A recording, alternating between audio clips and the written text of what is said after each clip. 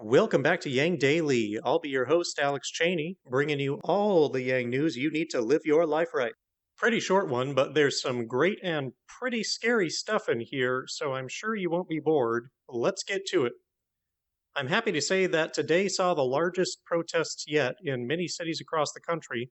In places like Washington, D.C., Brooklyn, and Philadelphia, the crowds were mind-bogglingly huge, tens of thousands. You can see it for yourself below. It's pretty impressive and inspiring. Though the comment sections prove just how successful disinformation, class warfare, and race warfare campaigns have been in poisoning the minds of a large swath of the population into opposing civil rights and upholding oppression, there is much work to be done. For instance, Yang tweeted this simple statement: "Asking to not get killed isn't asking very much." Yet there were still plenty of commenters who clearly found it too much to ask. We gotta figure out how to educate these people effectively. They are bumming me out and making me sick. Yang also said, quote, "Illusions are dying. The question is what takes their place and whether the truth is bearable." End quote.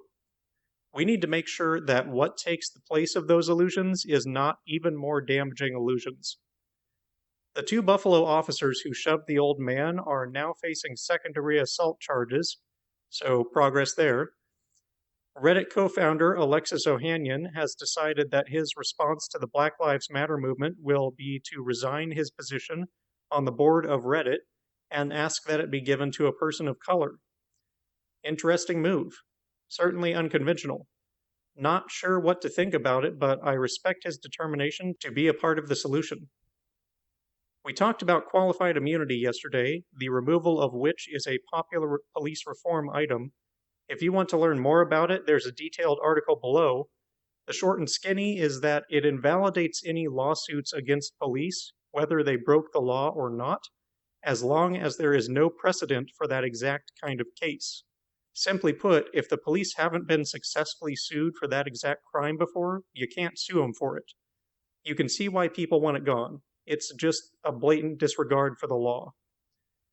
Forward United hosted a discussion on recent events between Ehlers, Heidi, James Treacle, and Giselle Huff, trying to make sense of the mess that our country has dug ourselves into. Giselle's perspective as a survivor of the Holocaust was very valuable, and she's scared.